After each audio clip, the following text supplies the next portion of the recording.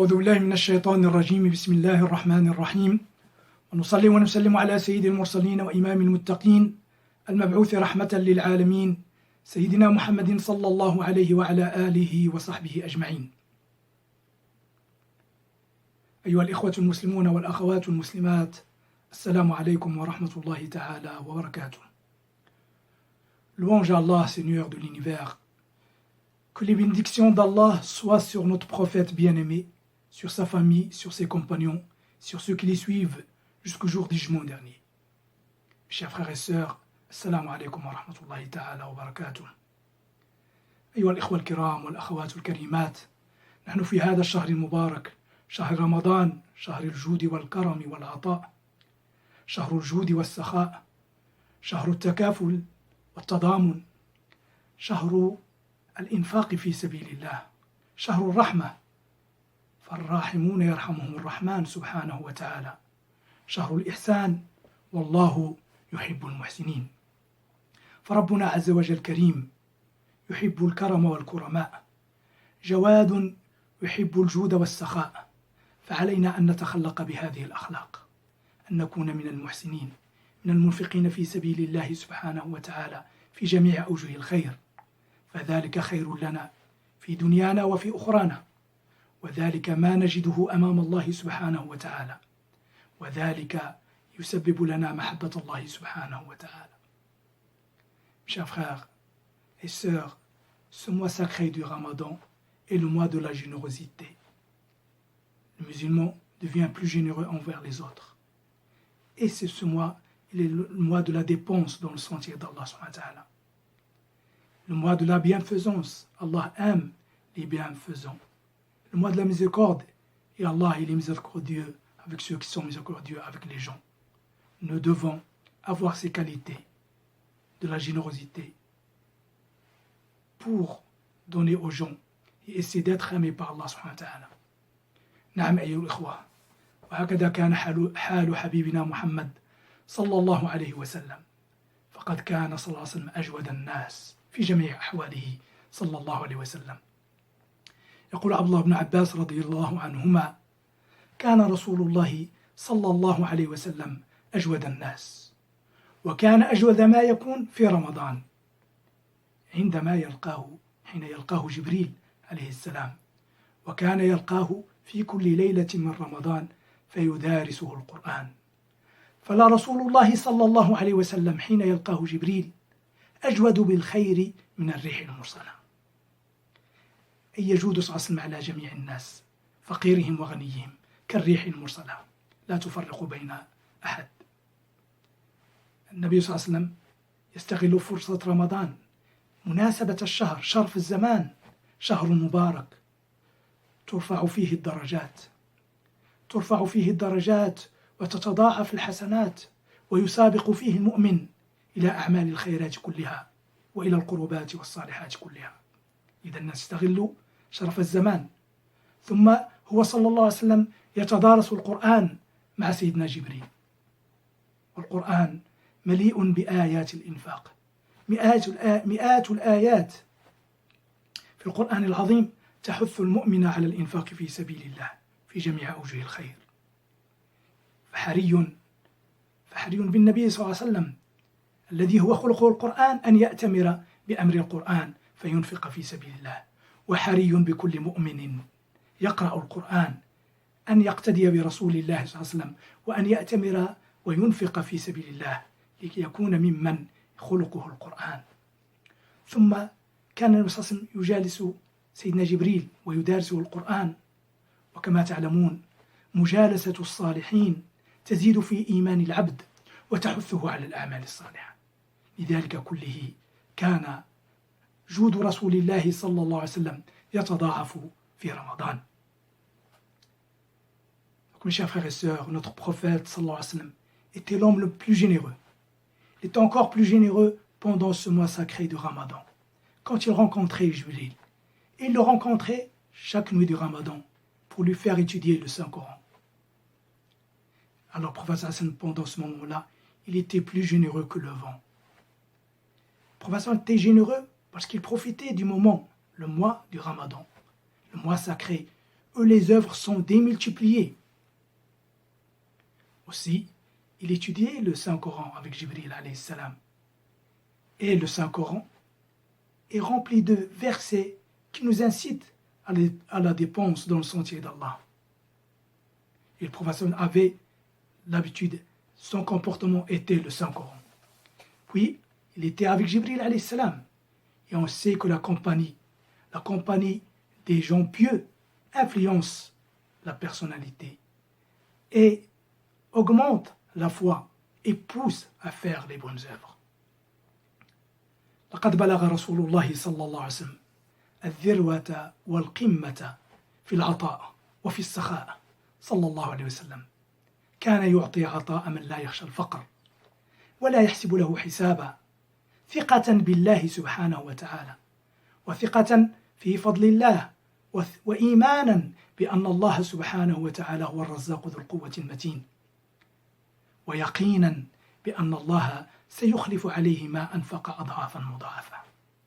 قال مولانا عز وجل: مثل الذين ينفقون أموالهم في سبيل الله كمثل حبة أنبتت 7 سنابل في كل سنبلة 100 حبة والله يضاعف لمن يشاء والله واسع عليم. ويقول مولانا عز وجل: وما أنفقتم من شيء فهو يخلفه وهو خير الرازقين سبحانه وتعالى. يحكي لنا سيدنا أنس رضي الله عنه أن رسول الله صلى الله عليه وسلم ما سئل شيئا إلا أعطاه، وقد سأله رجل يوما فأعطاه رسول الله صلى الله عليه وسلم غنما ما بين جبلين صلى الله عليه وسلم كرما منه صلى الله عليه وسلم. فتعجب هذا الرجل ورجع يسوق غنمه إلى قومه وقال لهم: يا قوم أسلموا فإن محمدا يعطي عطاء من لا يخشى الفقر. Chers frères et sœurs, notre prophète Mohammed sallallahu alayhi wa sallam était l'exemple suprême dans la générosité sallallahu alayhi wa sallam. Il donnait le don celui qui ne craint jamais la pauvreté. Pourquoi pas? Alors qu'il a confiance complètement dans son Seigneur, qu'Allah subhanahu wa ta'ala lui remplace ses dépenses, qu'il augmente son degré et que ses œuvres sont multipliées jusqu'à 700 fois, comme le grain qui fait pousser des épis, et 7 épis, et chaque épi fait pousser 100 grains. Ça fait 700, et Allah il multiplie pour celui qui veut. Pourquoi pas, alors que le prophète s'il sait qu'Allah a voulu remplacer sa dépense. Toute dépense que vous faites dans le sentier d'Allah, Allah la remplace, et Allah est le meilleur des donateurs, subhanahu wa ta'ala. On cite cet exemple, Anas radiallahu anhu, il dit qu'un homme est venu voir le prophète lui demander. Alors le prophète lui a donné un troupeau de moutons qui remplissait entre les deux montagnes, l'espace entre les deux montagnes. L'homme surpris revient vers son peuple. Il leur dit: ô gens, ô mon peuple, entrez en islam. Je suis venu de la part d'un homme qui donne le don de celui qui ne craint jamais la pauvreté. sallallahu alayhi wa sallam. وكذلك كان حال صحابته رضوان الله عليهم جميعا. كانوا يعطون رغم فقرهم رغم حاجتهم، كانوا يحسنون إلى الخلق، كانوا يسارعون في الخيرات، بل وصلوا بدرجات من الإحسان والنفقة في سبيل الله ما لم يصله أحد مثلهم. جيل فريد انفرد بهذه الخاصية، خاصية الإنفاق رغم فقره. وصلوا إلى درجة الإيثار، أن يفضل الغير على نفسه، أن يفضل المرء الغير على نفسه. وقد وصفهم ربنا عز وجل بهذه الصفة: ويؤثرون على أنفسهم ولو كان بهم خصاصة ومن يوق شح نفسه فأولئك هم المفلحون. Les compagnons du prophète sallallahu alayhi wa sallam étaient très généreux. Pourquoi pas? Ils ont été élevés avec le prophète sallallahu alayhi wa sallam. Ils ont pris exemple sur le prophète sallallahu alayhi wa sallam. Ils sont arrivés à un degré de dépenser malgré leur pauvreté. Ils donnaient et ils donnaient, radiyallahu anhum. Ils arrivaient même à un degré d'abnégation de soi. L'ithar, c'est le fait de donner malgré qu'on a besoin, de se priver pour donner aux autres. Et Allah subhanahu wa ta'ala a cité ces gens-là, qui préfèrent les nécessiteux, ils préfèrent les autres à eux-mêmes, alors qu'il y a pénurie chez eux. C'est ça les compagnons du prophète sallallahu alayhi wa sallam. ونضرب مثلا لمسابقة الصحابة رضوان الله عليهم كيف كانوا يتنافسون على الطاعات والمسابقة إلى الإنفاق في سبيل الله. يقول عمر رضي الله عنه: أمرنا رسول الله صلى الله عليه وسلم أن نتصدق فوافق ذلك عندي مالا فقلت اليوم أسبق أبا بكر إن سبقته يوما، هذه فرصتي. قال: فأتيت بنصف مالي فسألني رسول الله: ماذا أبقيت لأهلك؟ فقلت: مثله يا رسول الله. ثم أتى أبو بكر رضي الله عنه بماله كله فقال الرسول: ما أبقيت لأهلك؟ فقال: أبقيت لهم الله ورسوله. فقال عمر رضي الله عنه: لن أسبقه أبدا، لن أسبقه أبدا، رضي الله عنهم أجمعين. Regardons mes chers frères et sœurs, cette histoire de concurrence entre les deux grands compagnons, Abu Bakr radiallahu anhu et Omar ibn Khattab radiallahu anhu. Omar il raconte l'histoire que le prophète nous a demandé de dépenser, en aumône. Et ça tombait bien car j'avais un peu d'argent à côté. Alors j'ai dit, c'est le jour ou jamais, c'est le moment ou jamais où je vais dépasser Abu Bakr. Alors j'ai ramené la moitié de mon argent. Le prophète m'a demandé qu'est-ce que tu as laissé à ta famille. J'ai dit l'autre moitié, ya Rasulallah, l'équivalent. Peu après, Abu Bakr il arriva avec tout son argent, tous ses biens, radiyallahu anhu. Le prophète lui demanda ce qu'il a laissé pour sa famille. Il a dit, je les ai laissés Allah et son messager. Omar il a dit, je ne saurais jamais le dépasser, radiyallahu anhu ajma'in. Naam, nous devons comprendre cela. Nous devons nous aussi concurrencer dans le bien. Naam ayyuha al-ikhwa. ننظر إلى تفاعل الصحابة رضوان الله عليهم مع القرآن واستجابتهم له وتطبيقهم في أعمالهم اليومية لهذا القرآن. هذا الصحابي الجليل أبا طلحة الأنصاري. أبو طلحة الأنصاري رضي الله عنه كان من أكثر الأنصار مالا، وكانت له حديقة يحبها كثيرا، سمى حائط يحبه كثيرا يسمى بيرحاء، كان من أحب أمواله إليه، وكان هذا الحائط أمام المسجد مستقبلا للمسجد، وكان النبي صلى الله عليه وسلم يدخل فيه ويشرب من ماء طيب فيه. فلما نزل قوله سبحانه وتعالى لن تنالوا البر حتى تنفقوا مما تحبون، جاء أبو طلحة إلى رسول الله صلى الله عليه وسلم فقال يا رسول الله إن الله قد أنزل هذه الآية لن تنالوا البر حتى تنفقوا مما تحبون، وإن أحب أموالي إلي بيرحاء وإنها صدقة لله، فضحى يا رسول الله حيث شئت. فقال النبي صلى الله عليه وسلم بخ ذاك مال الرابح، ذاك مال الرابح، قد سمعت ما تقول ولكني أرى أن تضعها في الأقربين. فقسمها أبو طلحة رضي الله عنه في أقاربه وبني عمومته. Mes chers frères et sœurs, mes chères sœurs, le prophète sallallahu alayhi wa sallam était comme ça et les compagnons étaient aussi généreux.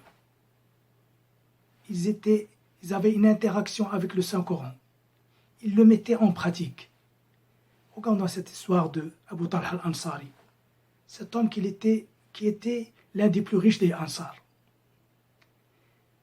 Il avait, radiallahu anhu, une propriété, un jardin, un grand jardin, qui était devant la mosquée. Et le prophète rentrait dans ce jardin, il y avait une eau douce que le prophète en buvait. Alors, quand ce verset fut révélé, vous n'atteindriez pas la piété, la vraie piété, sauf si vous dépensez, vous faites largesse de ce qu'Allah, de ce que vous chérissez le plus, ce que vous aimez le plus. Alors il est venu voir le prophète sallallahu alayhi wa sallam. Il a dit, Ya Rasulallah, de tout l'argent, tous les biens que je possède, Bayraha est le plus aimé de moi. Alors, je fais don en aumône pour Allah. Le prophète sallallahu alayhi wa sallam dit, comme c'est merveilleux. C'est un commerce fructueux, c'est une affaire fructueuse que tu as fait. Mais je te conseille quand même de dépenser cet argent pour tes proches. Alors, Abu Talha, radiyallahu anhu, l'a partagé entre les membres de sa famille. نعم أيها الإخوة، الواجب علينا نحن أيضا أن نستمع القرآن وتعاليم هذا الدين لنطبقها في حياتنا. يجب علينا أن نطبقها في حياتنا وأن تصبح واقعا نعيشه فيما بيننا. ليس مجرد أوامر لا تطبق، لا، واقع يجب أن يعاش. هذا حال المؤمن مع أمر الله سبحانه وتعالى، يستمع، يتعلم، ليطبق وينفذ. فعلينا أيها الإخوة نحن أيضا أن نسأل عن اليتامى والمساكين، عن الأرامل والفقراء والمحتاجين، وخاصة من ذوي رحمنا، من الأقارب، من الأقربين، فنحن أولى بأن نقوم بشأنهم. نحن نعرف حالهم ونؤجر مرتين، أجر للصدقة وأجر لصلة الرحم، فهم أولى. ثم إذا بقي لك شيء فابحث في محيطك، في حيك هنا أو في بلدك، في محيطك، في حيك، في شارعك، عن الفقراء والمساكين والمحتاجين. هؤلاء هم المحتاجون حقا، ليس أولئك الذين يتسولون في الطرقات. الفقير حقا لا يسأل الناس أبدا. هكذا أخبرنا ربنا سبحانه وتعالى وهو أعلم بأحوال عباده.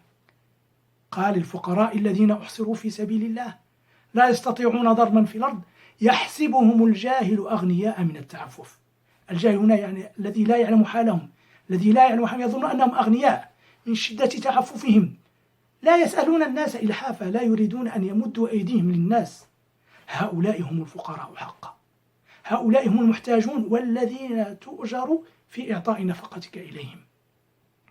يوضح النبي صلى الله عليه وسلم هذا الأمر في حديث له صلى الله عليه وسلم فيقول: ليس المسكين الذي يطوف على الناس فترده اللقمة أو اللقمتان أو التمر أو التمرتان، ولكن المسكين الذي لا يجد غنى يغنيه ولا يفطن له فيتصدق، أو لا يفطن به فيتصدق عليه، ولا يقوم فيسأل الناس.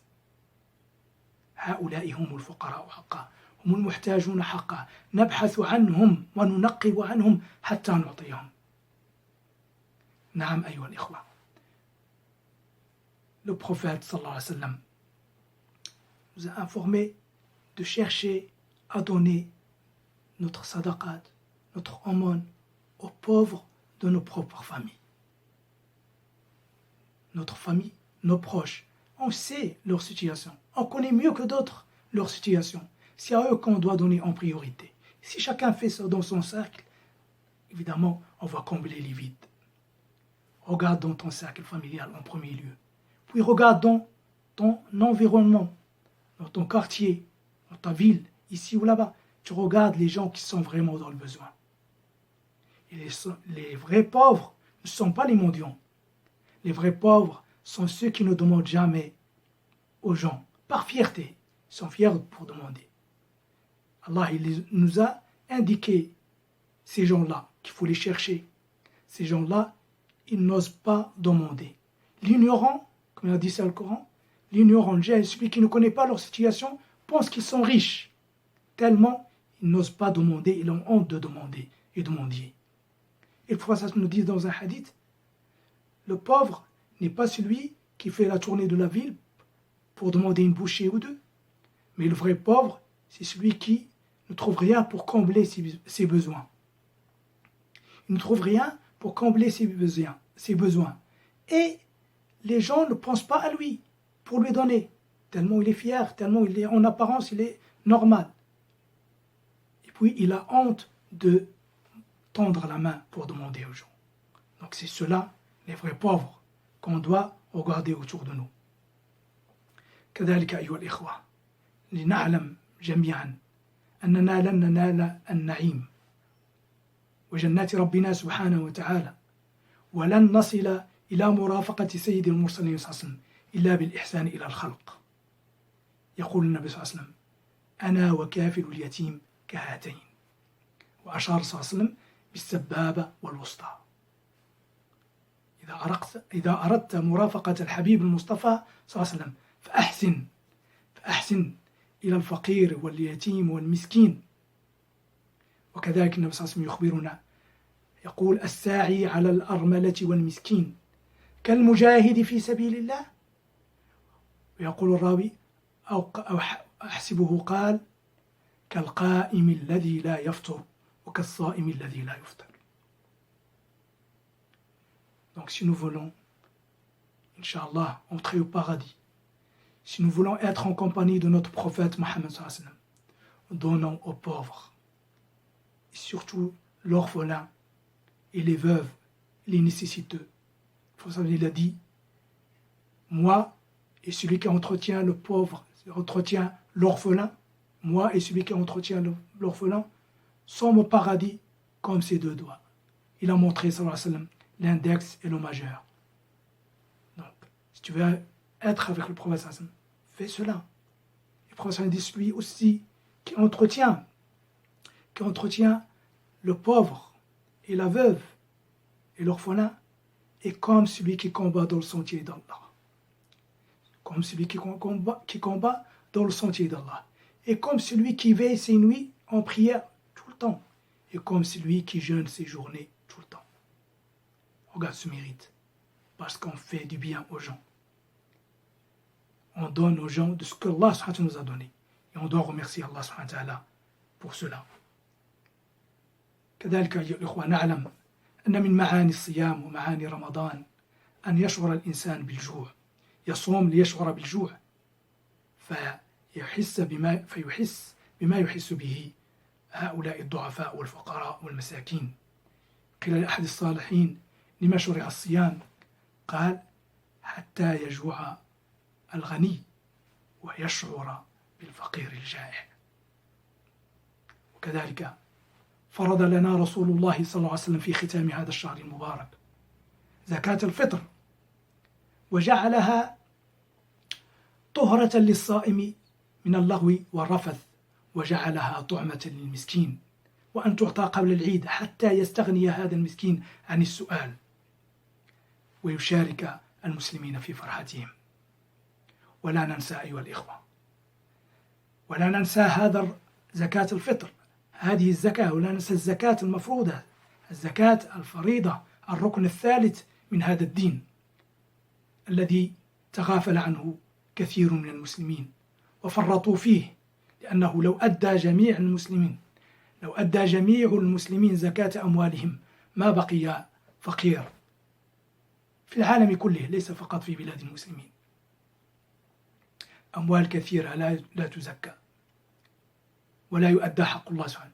وهذه الزكاة ليست تفضلا منك أو تبرعا بل هو فرض وواجب عليك. قال مولانا عز وجل وفي أموالهم حق للسائل والمحروم. في آية أخرى وفي أموالهم حق معلوم للسائل والمحروم.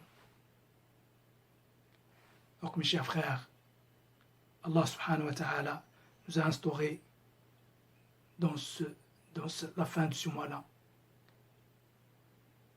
la zakat al-fitr qu'on doit donner aux pauvres autour de nous. Parce que quand on jeûne le mois du Ramadan, c'est pour ressentir la douleur de la faim.